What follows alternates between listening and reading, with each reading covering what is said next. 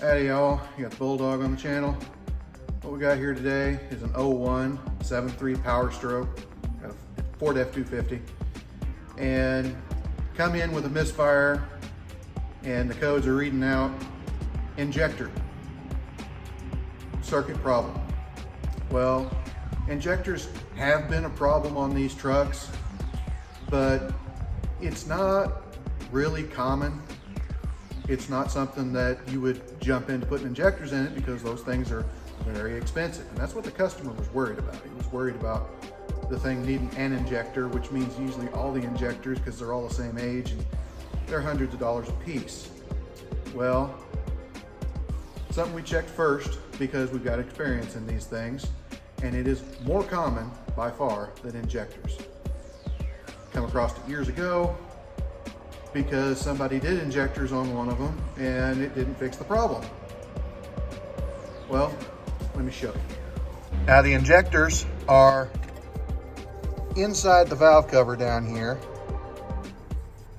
and instead of having a rubber plug going through the valve cover, what they did was they made a valve cover gasket with electrical connections going through it. So you actually plug into the valve cover gasket.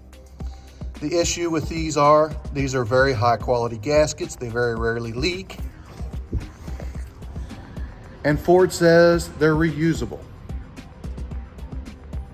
So I've seen multiple trucks come in with an injector down, injector circuit problem after having injectors put in it. It's a reusable gasket, so they reused it.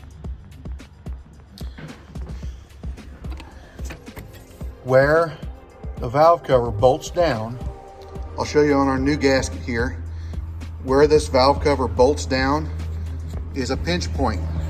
It's got a lot of pressure on here. What happens is these prongs go right straight through and they break underneath this connection when it's tightened up. I've seen people take these things off because they thought maybe this is a problem. They'll take them off and they'll ohm them out between here and the other side, and it will test good because it's not bolted down. You bolt them down and all of a sudden it goes open.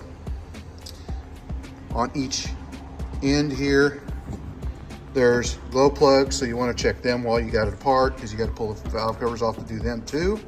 But this one comes with a new interior harness. The factory ones usually have a plug-in back here, but you know, this all gets changed out too. It also comes with a new plug-in for the outside. I very rarely use those, but I have before. I don't mess with them unless it needs it. Here's how you check these things.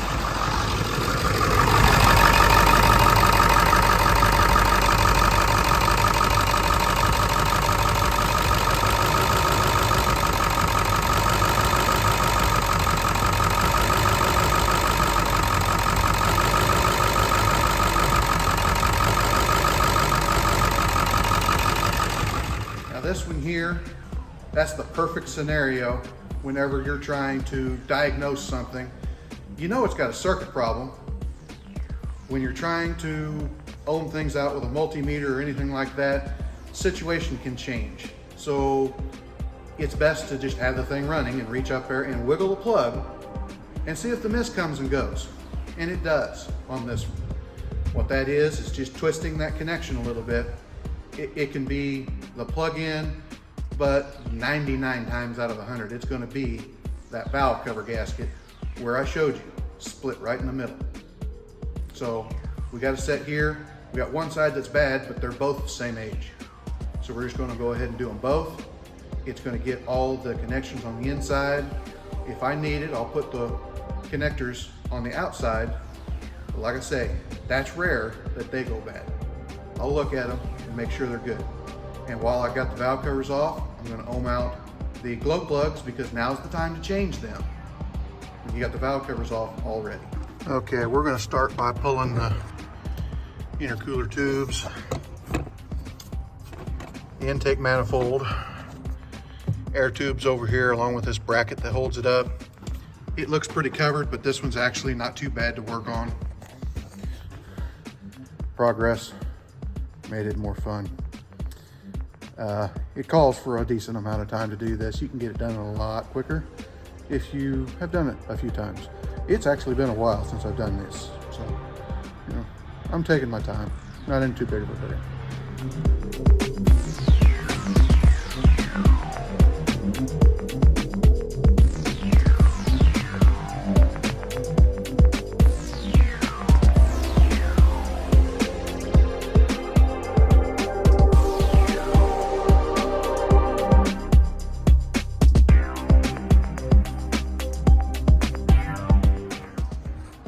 Told you it's been a while since I've done one of these.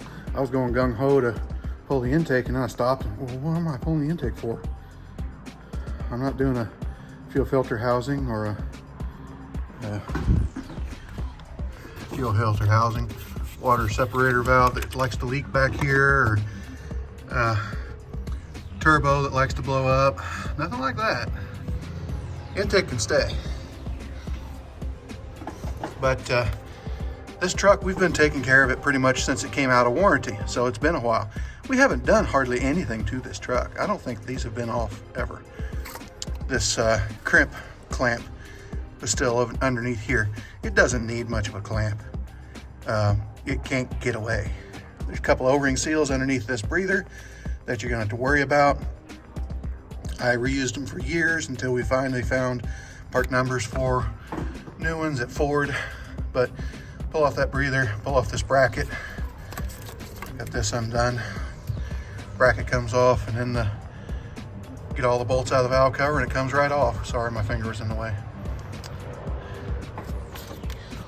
This side, same procedure, only it has the oil fill in the way, and I think it screws out of there.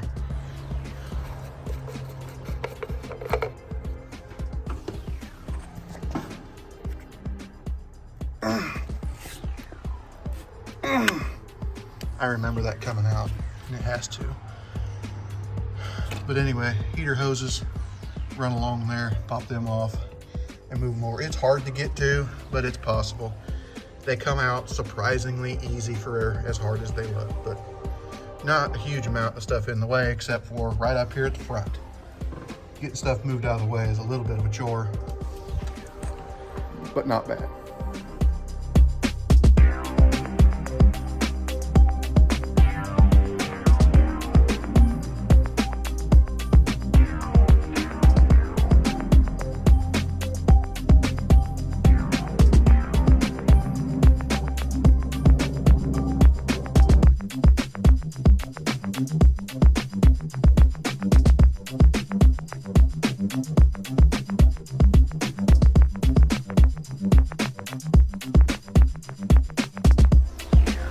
Now we got to pull out this wiring harness, which is really not that big a deal unless things are stuck. I've had some stuff stuck on this truck.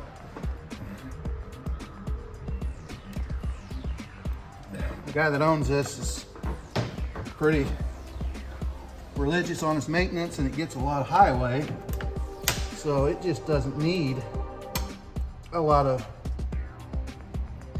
intense stuff. And like I said, while we've got this apart, we're gonna run a quick continuity check on the glow plugs.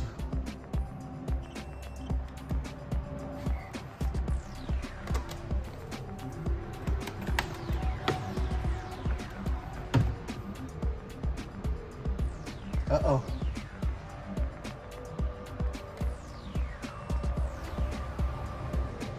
Got one bad.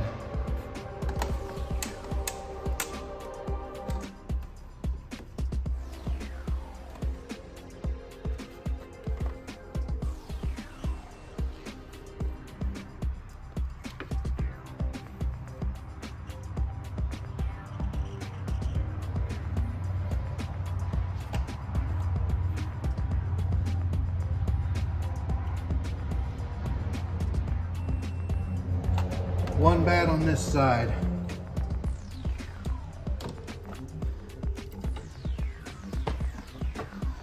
I'll check the other side when I get it apart. We might be putting in a whole set. Now this side kind of looks like it's easier. but you've got the dipstick that kind of goes across that corner and is bolted on with one of the valve cover bolts. And then you got these heater hoses in the way, and then the air box is in the way. It's still doable. It's just, you know, it takes a little bit longer.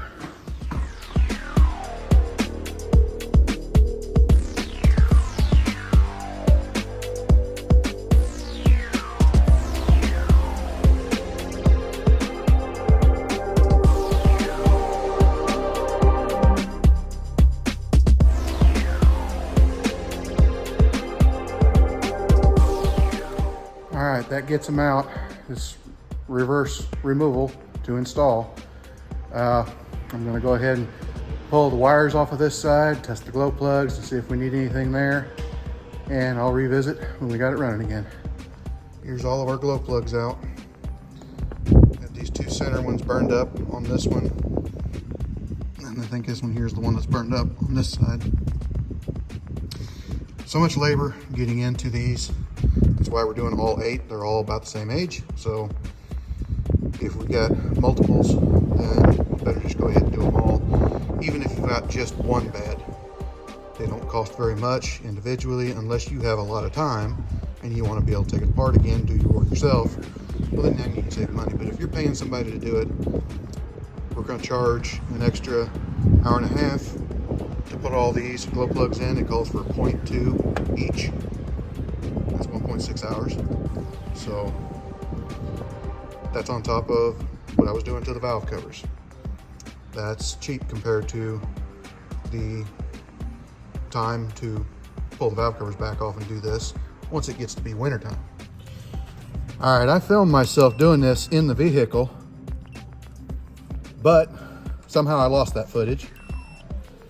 But while I had the valve covers off, I tested all these. Good, bad, bad, good, good, bad, good, good. Yep. I had 3 bad and the rest were good, but you have to do all this labor to get to 1. So just do them all at the same time. We're putting Motorcraft ZD30 glow plugs in it, and we're using Dorman 615-201 valve cover gaskets. This is a full kit. It's got the internal wiring harness and everything in it. All right, we're all back together. No misfires. I wiggled around on the plugs and we look good. Okay, truck went out for a test drive. Come back, all good. No misfires. I wiggled around on the plugs again. No misfires. We're good to go. So, like I say, those things are fairly simple to work on. Like, comment, subscribe, hit your little bell notification, share it all around. We'll talk to you later.